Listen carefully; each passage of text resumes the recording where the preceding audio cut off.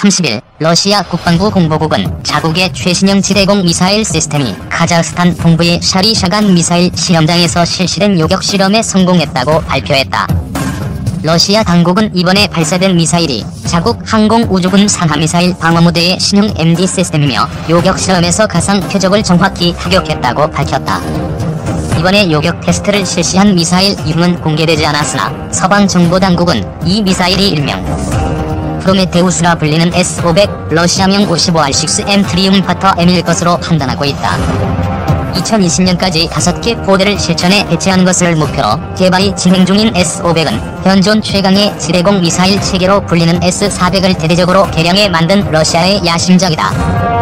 S-500 1개 포대는 탄도미사일을 연상케 하는 10X10 대형 트럭을 개조한 77.6 미사일 발사 차량 4대, 55K6MA 작전 통제소 차량, 91M6A 전투 통제 레이더, 96A6TSP 목표 100등 레이더 및 76T6 다중 모드 교전 통제 레이더 각 1대 등 8에서 10여 대의 차량으로 구성된다.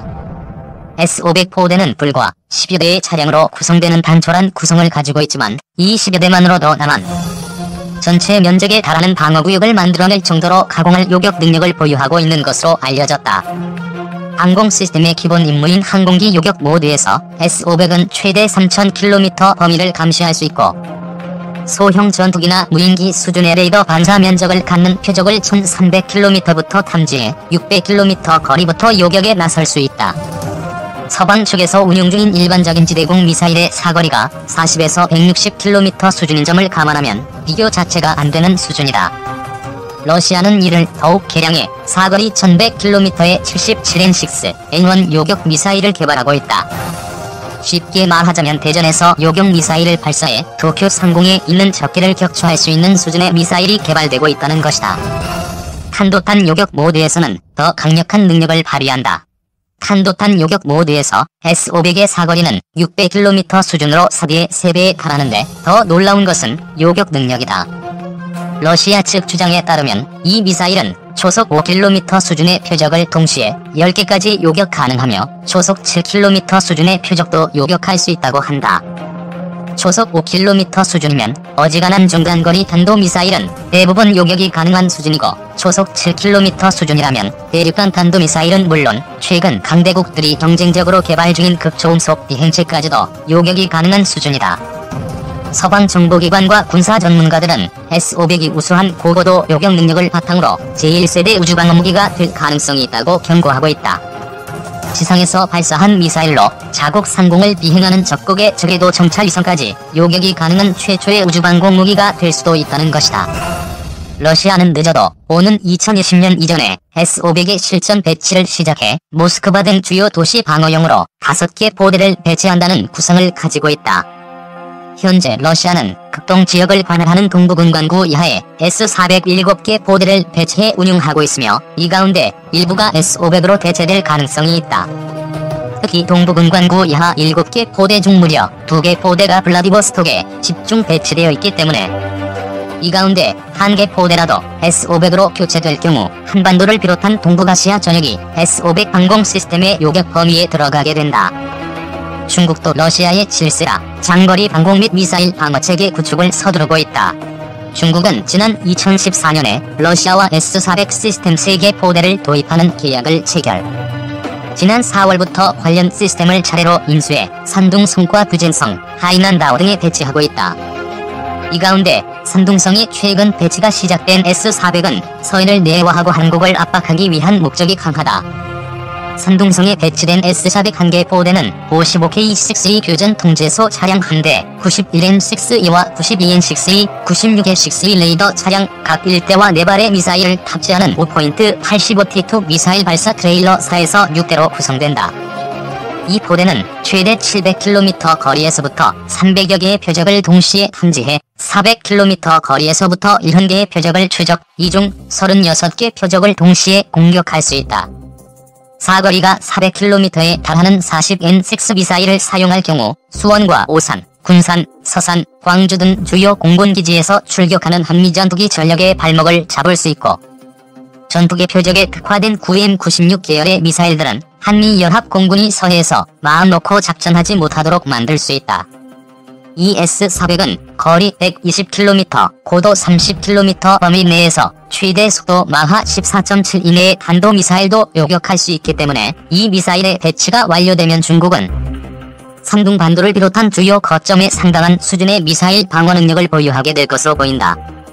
특히 중국은 산둥반도에 새로 배치되는 S-400을 기존에 배치되어 있던 HQ-9 지대공 미사일, JY-26X밴드 레이더 등과 통합해 운용하는 구상을 가지고 있는데 이 구상이 실현될 경우 서해와 한반도 지역의 미군 스텔스 전투기 활동이 상당한 제약을 받게 될 것으로 보인다.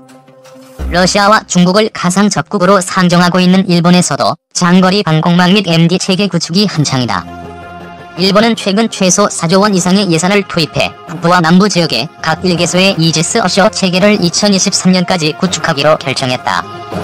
일본은 새로 구축되는 이지스 어셔 시스템에 미국 로키드 마틴의 최신형 장거리 레이더 SSR 기술을 적용, 수천 킬로미터 밖에서부터 적이 항공기나 탄도미사일을 추적할 수 있는 고성능 방공 체계를 개발할 계획이다. 일본은 탄도미사일 방어용으로 개발된 이지스 어셔 시스템을 더욱 개량해 통합항공 미사일 방어 체계로 만들어낼 계획인데 이것이 계획대로 완성되면 앞서 언급한 중국과 러시아의 항공, MD 체계를 능가하는 가공할 방공무기가 완성될 전망이다. IAMD라고 불리는 이 개념은 이지스 어셔를 비롯해 바다에 떠있는 8척의 이지스 구축함과 지상의 패트리어트 PAC-3, 공중의 조기경보 통제기와 미일 위성 감시체계를 하나로 통합한 것이다. 위성과 조기경보 통제기, 지상 및 해상의 고성능 레이더로 모든 방향을 감시하므로 적이 항공기나 탄도미사일은 물론 지표면이나 해수면에 붙어 낮게 날아오는 순항미사일이나 드론도 탐지, 요격이 가능하다. 일본은 이 IAMD의 핵심 포격 자산으로 SM-3와 SM-6를 낙점했다. 일본은 이미 구형 SM-3 블라크 IA를 운영하고 있고 이르면 내년기에 최신형 SM-3 블라크 IA를 도입할 예정인데 여기에 적어도 요격용의 SM-6까지 추가하기로 한 것이다. SM-3 미사일은 중장거리 탄도미사일에 대한 요격 능력을 보유함은 물론 지난 2008년에는 위성 요격 능력도 입증한 바 있는 가공할 성능의 요격 무기다. 이보다 더 개량된 SM-2 블라크 IIA 미사일이 내년부터 일본에 인도되면 일본은 북한에서 발사한 미사일을 북한 영공에서 격추시킬 수 있는 초장거리 요격 능력을 갖추게 된다. SM-3가 요격하기 어려운 저고도로 비행해오는 일반 전투기나 드론, 순항 미사일은 SM-6가 담당한다. 미 해군에도 갓 배치되기 시작한 최신형 미사일인 SM-6는 최대 460km 거리에서 적 항공기와 드론, 순항 미사일을 요격할 수 있으며 지난 2015년에는 종말 단계에 있는 단거리 탄도미사일에 대한 요격 능력도 입증한 고성능 요격 미사일이다. 이러한 SM-3, SM-6 콤비로 구성되는 방공망이 완성될 경우 일본은 저고도에서부터 우주 영역까지 통합 방공 체계를 완성한 세계 최초의 국가가 된다. 이와 같은 주변국들의 장거리 방공, MD 체계 구축 경쟁은 단순히 강대국들의 군비 경쟁 정도로만 인식하고 넘어갈 일이 아니다. 한반도는 이 국가들의 장거리 방공 체계의 감시, 요격 범위가 모두 중첩되는 지역이며 이 방공망들이 완성되면 대한민국의 영공은 주변 삼국 방공무기의 요격 사정권에 완전히 들어가게 된다. 주변국들의 이러한 군비 경쟁은 이미 오래전부터 진행되어 왔지만 한국은 자국 영공이 이토록 위협받고 있음에도 남일 보듯 해왔다. 40년 가까이 써온 구식 호크 미사일을 최근에야 신형으로 대체했고 도시 하나 겨우 지킬 정도의 단거리 요격 미사일 천궁 블라크2의 배치 여부가 최근에야 결론났다. 주변국과 같은 장거리 방공무기나 장거리, 고고도 MD 체계는 주변국을 자극할 수 있다며 생각 자체도 못하고 있으며 그렇다고 주변국 방공무기의 한국, 영공에 대한 위협을 조금이나마 차단할 수 있는 전자전기나 이를 지원하기 위한 고성능 전자정찰기와 같은 지원 전력 도입이 준비되고 있는 것도 아니다. 도대체 대한민국은 미래 영공을 무슨 수로 지킬 생각인 것일까? 미국을 긴장하게 만드는 러시아판 차세대 방공 미사일의 비밀. 우리나라에 미국의 사드가 배치되면서 중국, 북한, 러시아 등이 굉장한 불만을 표시하고 있습니다. 이에 따라 한반도에 근접해 있는 대부분의 국가들 또한 군사력 강화를 하고 있는 상황이죠. 러시아도 예외는 아닐 수 없습니다. 러시아가 최근 차세대 방공 미사일 시스템인 S-500의 배치를 위한 인력 등을 준비하고 있는 상황입니다. 1. S-400보다 진화된 성능. S-500 프로메테우스라고 불리는 대형 방공 미사일은 S-400처럼 전투기보다는 탄도미사일 요격을 위해 태어난 것으로 러시아판 사드라고 불릴 만한 성능을 지니고 있습니다. S-500의 상세한 재원은 공개되지 않았지만 발사 차량의 크기를 감안하면 비교적 대형 미사일이라는 점을 알 수 있습니다. 2. 마하 5 이상을 공격할 수 있는 성능. S-500은 마하 5 이상으로 움직이는 목표물을 공격하기 위해서 개발되었으며 600km 이내에 초속 5km에서 7km로 돌입하는 탄도미사일을 요격할 수 있는 능력을 가지고 있습니다. 최대 요격 고도는 180에서 200km 정도로 사실 재원으로만 보면 4등보다 더 우수한 성능을 지니고 있죠. 아마도 목표 성능은 사거리 연장형 사도와 비슷할 것으로 예상됩니다. 3. 히투킬 방식의 특징. 사실 사드처럼 탄두와의 직접 충돌 방식으로 파괴할 수 있는 것이 특징이죠. 사거리 40에서 400km인 중거리 방공 미사일 S-400의 축소형인 S-500 포대는 이동식 발사대와 특정 탄도미사일에 대응하는데 각각 최적화된 사대 레이더 차량 1에서 1의 지휘 차량 등으로 구성되어 있습니다. 정찰위성의 탐지를 방해하기 위해 특수 제작된 컨테이너에 든 S-500은 또 가변 주파수를 사용하는 안전통신체계 덕택에 적이 전자전 공격을 차단할 수 있죠. 4. 차세대 구축함에 탑재된 S-500.